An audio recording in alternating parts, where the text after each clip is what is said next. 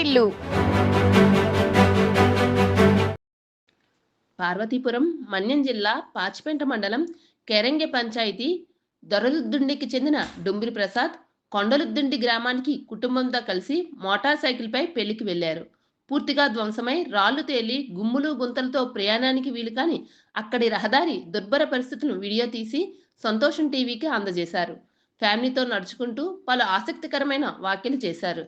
స్వతంత్రం వచ్చి 76 సంవత్సరాలు అయినప్పటికీ గిరిజనాభివృద్ధి ఎందుకు ముందుకు సాగడం లేదని ఆయన ప్రశ్నించారు. గిరిజనుల కేటాయింపులు ఏమైపోతున్నాయని సూటిగా నిలదీశారు. కోట్లాది రూపాయల గిరిజన మౌలిక సదుపాయాలకు, రోడ్ల అభివృద్ధికి నోచుకోవడం లేదని ఆవేదన వ్యక్తం చేశారు. ప్రభుత్వాలు, పాలకులు, అధికారులు గిరిజనుల పట్ల వివక్షత చూపుతున్నారని చెప్పడానికి కనిపిస్తున్న ఈ రోడ్లను చూస్తే అర్థమవుతుందన్నారు.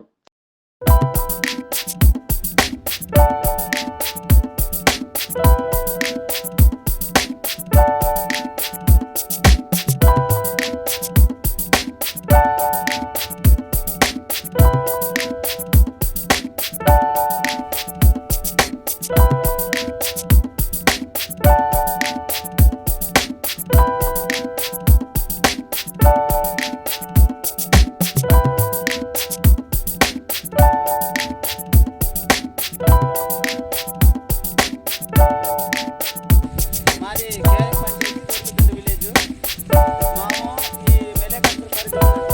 మేము ఈ మెలేకంతురు పంచాయతీకి సంబంధించిన గ్రామం కొండలొద్దండి.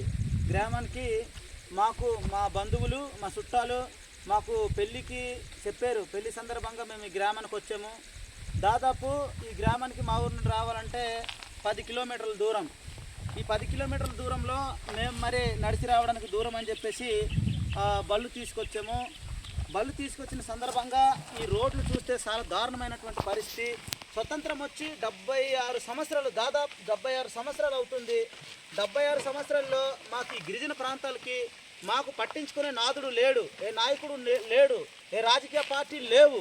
ఎన్ని పార్టీలు మారుతున్నాయి, రాజకీయ నాయకులు మారుతున్నారు, వ్యవస్థ మారుతుంది. అయినా మా గిరిజన ప్రాంతాలకు మాకు సౌకర్యాలు కల్పించట్లేదు. నిధులు, రోడ్లు ఏవైనా మాకు మంజూరు చేయటం లేదు. ఇలాంటి రోడ్ల దగ్గర మేము ఎలా బతుకుతాం? మేము మనుషులమే కదా. దాదాపు మా గిరిజనకు సంబంధించి, మా ట్రైబుల్కి సంబంధించి గవర్నమెంట్ నుంచి చాలా నిధులు కేటాయించడం అనేది జరుగుతుంది. కానీ మా కేటాయించినటువంటి నిధులు ఏమైపోతున్నాయో మాకు తెలియదు. ఎందుకంటే మేము ఈ గిరిజన ప్రాంతాల్లో, ఈ మారుమూల ప్రాంతాల్లో ఇలాగున్నాం. అడిగితే ప్రశ్నిస్తే మమ్మల్ని వెనక్కి లాగుతున్నటువంటి పరిస్థితి.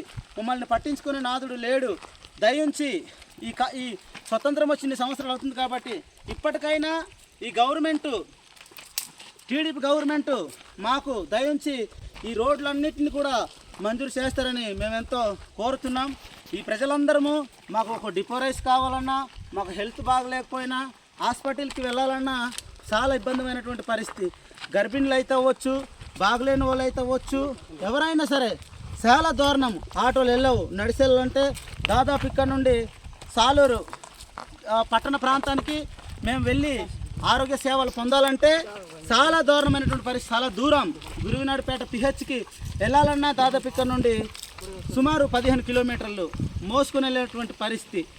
కాబట్టి దయించి ఈ గవర్నమెంటు ఈ యొక్క రోడ్లన్నింటినీ కూడా మంజూరు చేసి శాంక్షన్ ఇప్పిస్తారని ఎంతగానో మేము మనస్ఫూర్తిగా కోరుకుంటున్నాం. మా బాధలను అర్థం చేసుకుంటారని మమ్మల్ని కూడా ఈ గిరిజన ప్రాంతాల్లో, మారుమూల ప్రాంతాల్లో, ఈ కొండల్లో బతుకుతున్నటువంటి అప్పటికి కూడా మమ్మల్ని కూడా జంతువుల్లా కాకుండా ఒక మనుషులుగా, వాళ్ళు కూడా మనుషులే కదా. గిరిజన ప్రాంతాల్లో ఉన్నటువంటి ప్రజలు, ఎస్టీ ప్రజలు, కొండ దొరలు, కొండోళ్ళు అని ఉద్దేశంతో కాకుండా మమ్మల్ని కూడా ఒక మనుషులుగా గుర్తించి మాకు మా బాధను, మా సమస్యలను పరిశీలిస్తారని మేము ఎంతగానో కోరుతున్నాం.